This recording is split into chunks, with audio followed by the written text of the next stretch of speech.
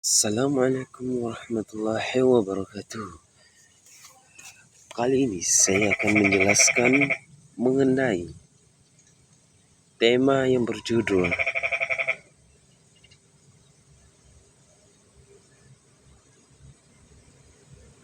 lingkungan keluarga dan teman dapat membentuk atau membentuk kebiasaan kita sehari-hari.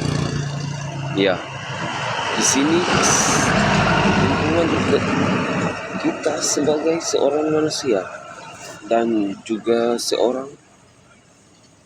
kita harus pandai-pandai memilih teman dan mengatur agar keluarga kita melakukan kebiasaan yang baik dan meningkatkan kapasitas dan menuju hal-hal yang positif.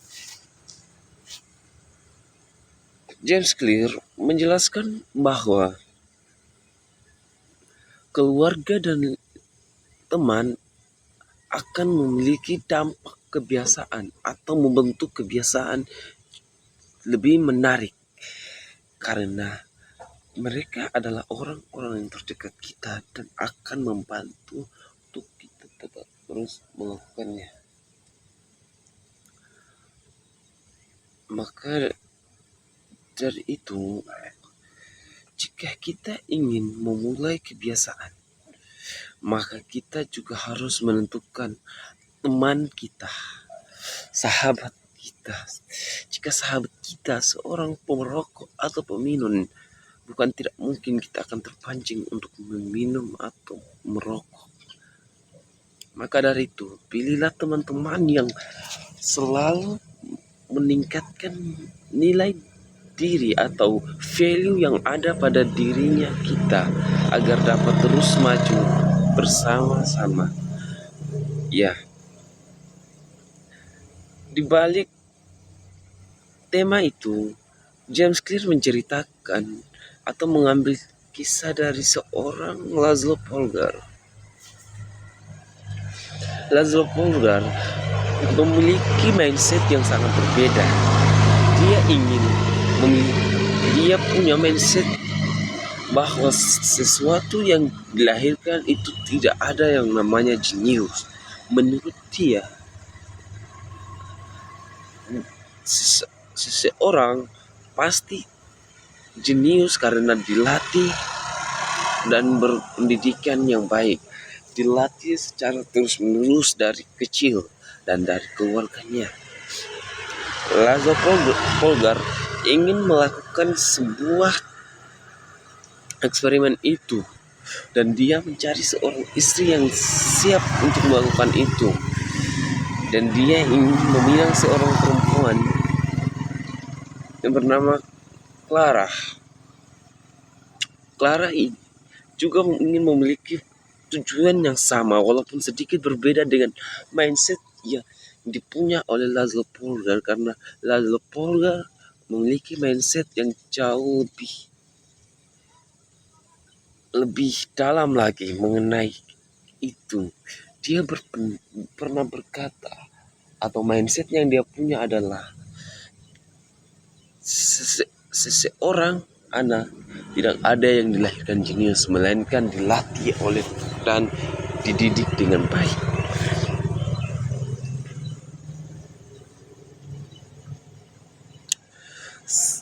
Setelah mereka menikah, keluarga Polgar dikaruniai 3 anak. Dia memiliki 3 anak yang bernama Judith Polgar, Casey, dan satu lagi. Yang paling pertama ini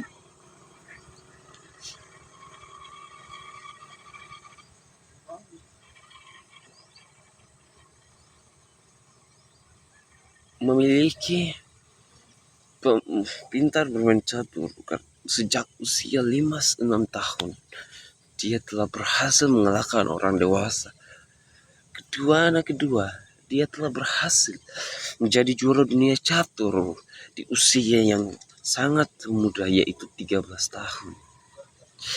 Tapi yang jauh lebih mengagumkan lagi adalah Judith Polgar. dia jauh lebih pintar lagi, di mana dia berhasil mengalahkan ayahnya di usia 4 tahun atau 5 tahun dan berhasil menjadi juara dunia catur termuda, bahkan mengalahkan rekor Bobby Fischer, sang legenda catur pada masanya.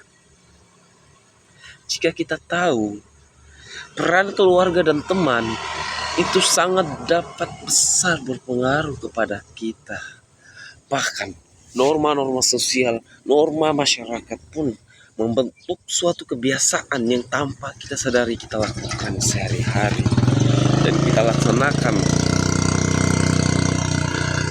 Poin penting yang dapat kita ambil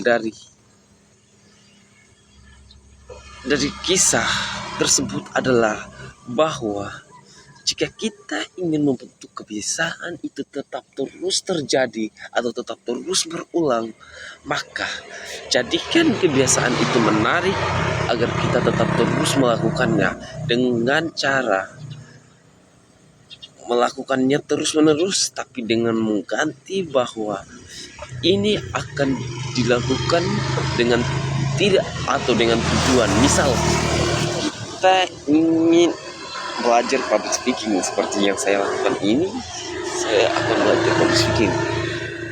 Contohnya seperti ini. Jika kita belajar public speaking itu tidak dianggap menarik, maka kita akan malas untuk melakukannya karena dopamin tidak bekerja untuk memberi kita gerakan dalam pikiran agar tetap semangat melakukannya. Ya, dopamin menggerakkan otak kita dan berhasil membangunkan motivasi yang ada pada diri kita. Maka dari itu, jika kita ingin bertumbuh, maka pilihlah teman yang baik. Kombinasikan semua hal yang ada pada buku Atomic Habits, maka kita pasti bisa melakukan kebiasaan itu dengan baik dan tetap menjadi identitas yang ada. Saya selalu mengingat kalimat yang ada pada buku itu, yaitu bukan menjadi kebiasaan kita, melainkan identitas yang ada pada diri kita. Memang itu kata-kata yang bagus untuk didengar dan saya sangat tertarik sehingga saya akan terus melakukannya karena saya tertarik untuk membaca buku itu. Saya lebih tertarik membaca buku Atomic Habits daripada The Power of Principle atau The 48 Law of Power, karena kalimat-kalimat yang dilakukan sangat sederhana sehingga saya dapat membacanya secara terus-menerus.